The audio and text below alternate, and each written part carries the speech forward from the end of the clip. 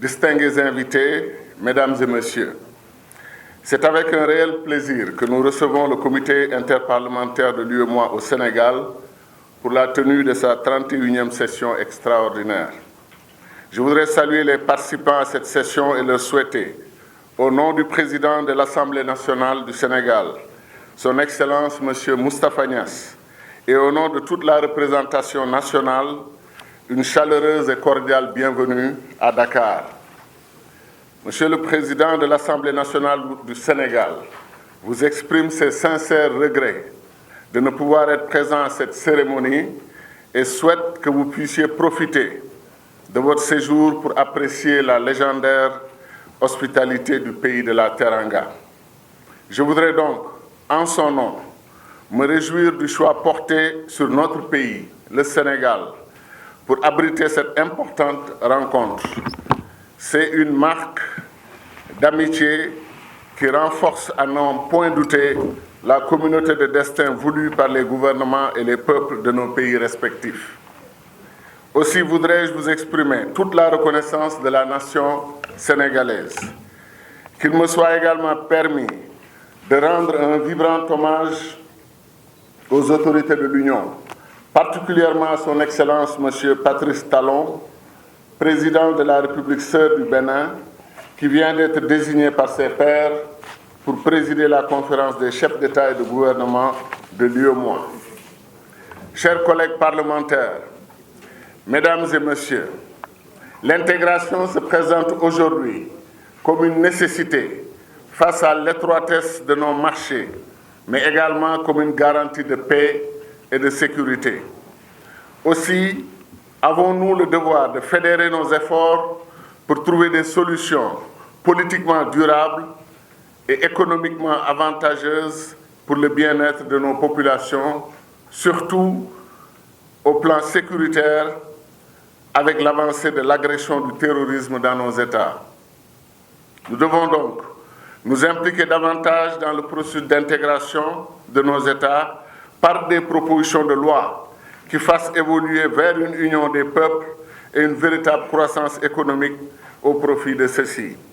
Chers collègues parlementaires, distingués invités, mesdames et messieurs, les travaux de cette 31e session du comité interparlementaire de l'UEMOA porteront sur plusieurs sujets, notamment des communications sur les priorités sectorielles du département du développement de l'entreprise, des mines, de l'énergie et de l'économie numérique de l'UEMOA.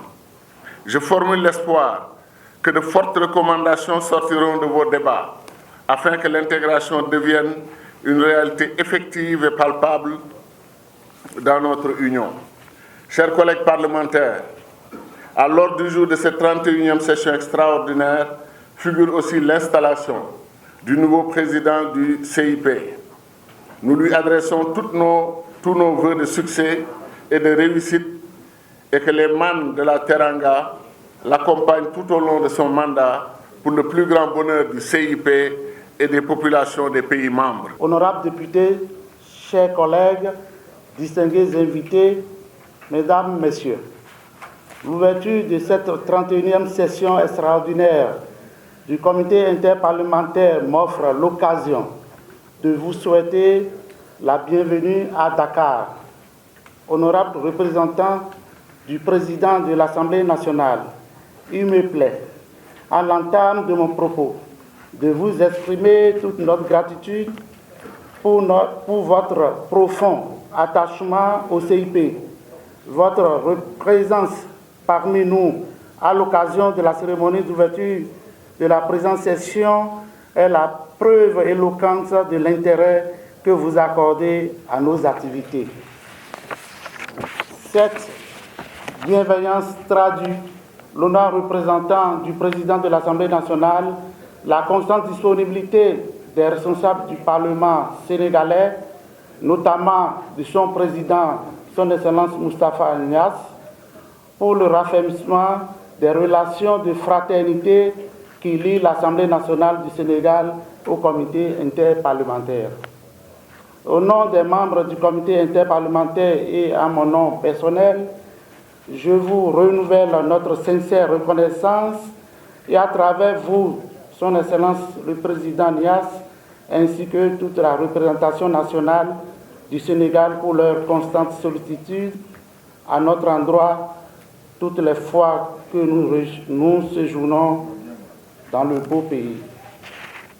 J'ai saisi l'opportunité qui m'est offerte pour adresser nos félicitations chaleureuses à Son Excellence Macky Sall, président de la République du Sénégal, pour sa brillante élection à la présidence de l'Union africaine. Cette élection traduit, à n'en point douter, le résultat d'un long travail de leadership engagé depuis plusieurs années au service des intérêts du Sénégal et de l'Afrique tout entière. Nous lui souhaitons tous nos vœux de succès et de réussite dans le cadre de ses hautes et exaltantes charges. Je ne poursuivrai pas plus loin sans exprimer notre reconnaissance à nos collègues sénégalais, membres du CIP, pour leur constante sollicitude. Excellences, Messieurs le représentant du président de l'Assemblée nationale, Mesdames, Messieurs, distingués invités, pour cette 39e session, des membres du comité interparlementaire suivront 4 communications dont l'intérêt n'est point à démontrer. Il s'agit de communication sur les priorités sectorielles du département du développement de l'entreprise, des mines, de l'énergie et de l'économie numérique au titre du CAP 25. Communication sur les pôles énergétiques de la zone UMOA et leurs adéquations avec des priorités énergétiques de la CEDEAO. Communication sur le partenariat public-privé, quelles stratégies communautaires et difficultés rencontrées. Communication sur le programme régional de développement de l'économie numérique pour créer un espace communautaire digitalisé. En raison de l'importance accordée à ces questions par la Commission de l'UMOA, de la pertinence des questions qui seront posées, le premier responsable du département de développement de l'entreprise, de l'énergie, des mines, de l'économie numérique, le commissaire Paul Kofi, en personne, a décidé d'entreprendre un déplacement à la rencontre du CIP à Dakar pour entretenir les parlementaires communautaires des ambitions que nourrit son département. Nous lui adressons tous nos remerciements et notre gratitude pour cet acte qui magnifie le bon partenariat entre les institutions et les organes de l'Union. Honorables représentants du président de l'Assemblée nationale, Mesdames, Messieurs, distingués invités, il ne fait l'ombre d'aucun doute que les communications sur ces sujets permettront aux élus du peuple de mieux comprendre et de cerner les enjeux, de pouvoir élargir dans l'intérêt de nos laborieuses populations. Il s'agit à travers les représentations et les débats, les présentations, et des débats d'aider les députés à mieux appréhender les problématiques liées à ces différentes questions et ensemble formuler les recommandations à l'endroit de la Commission de l'UMOA, des États membres et des autres acteurs concernés.